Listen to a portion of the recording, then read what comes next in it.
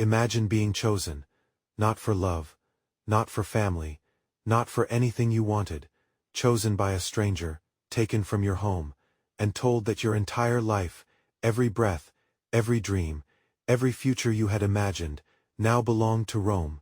You were 6 years old, and if you ever forgot your oath, if you ever loved someone you were not supposed to love, they would not execute you. They would not poison you. They would seal you inside a cave, alive with only a small candle, a little bread, and the sound of stone being placed over the entrance, forever. This is not a story from the darkest corners of history. This happened in the heart of the most powerful empire the world had ever seen, in the streets of Rome, in front of thousands of cheering citizens. This is her story. Rome. The year is 100 BC, a city of 1 million people, the largest on earth. Marble temples that touched the sky, roads that stretched across 3 continents, armies that had never been defeated. Rome believed it was eternal.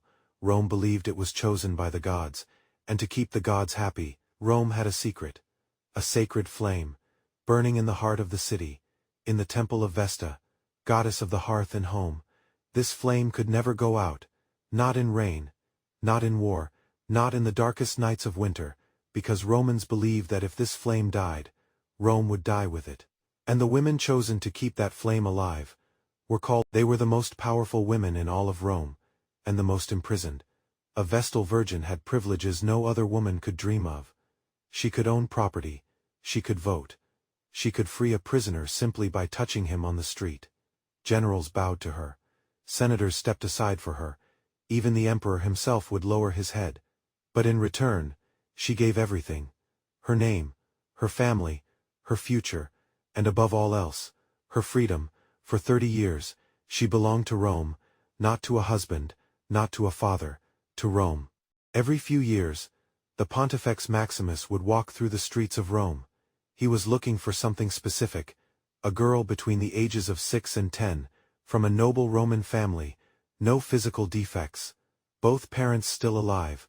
When he found her, he would point, and say one word: "I take you." That was it. No asking, no permission, no choice. The girl's family considered it an honor. The girl herself had no say at all. She was taken to the temple of Vesta that same day. Her hair was cut, her childhood clothes were removed. The Vestal virgins lived together in a large house beside the temple. The house of the Vestals. It was beautiful, comfortable, full of servants, but it was also a cage. Every movement was watched. Every word was recorded. Every interaction with a man, no matter how brief, was noted and reported. For the first 10 years, she learned rituals, prayers, how to tend the sacred flame. For the next 10 years, she performed, and for the final 10 years, she taught the younger girls. On her first night in the temple, she made an oath. Not to a god, not to a priest, to Rome itself. I will remain pure. I will tend the flame. I will give my life to this city. This oath was absolute. Breaking it meant only one thing. The Romans had a very specific reason for not executing a Vestal who broke her vows. Roman law said, no Roman citizen could be put to death by another Roman's hand. So they found another way. They let the earth do it instead. Her name was Cornelia. She had served Rome for 20 years. 20 years of perfect devotion. 20 years of tending the flame. 20 years of silence and sacrifice. And then, she met him. His name is lost to history. We know only that he was a Roman nobleman. They met in secret. They exchanged words that were never meant to be spoken. And in the most watched, most scrutinized building in all of Rome, somehow, Rome had eyes everywhere. Servants talked. Guards whispered. Senators listened.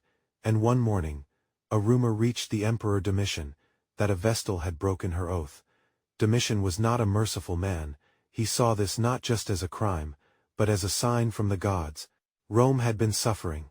Wars were being lost. Harvests were failing. And now he knew why. Cornelia was brought before the court. She stood alone. No lawyer, no defender, no one to speak for her. She denied everything. She swore on the sacred flame itself that she was innocent. But Domitian had already decided. The trial lasted one day. The verdict was never in question. In a room full of powerful men, The crowd outside fell silent when they heard. Then, they cheered. Because to Rome, this was not cruelty. This was justice. This was the gods being appeased. This was Rome protecting itself. Cornelia was taken back to her cell. She had one night. The next morning, Rome came out to watch. Cornelia was placed in a closed litter, a covered chair carried by servants. No one was allowed to see her face. No one was allowed to speak to her. No one was allowed to touch her. At the edge of the city, there was a place Romans called the Campus Celeratus, the evil field. Here, a small underground chamber had been prepared. A wooden ladder led down, and she stood in the darkness.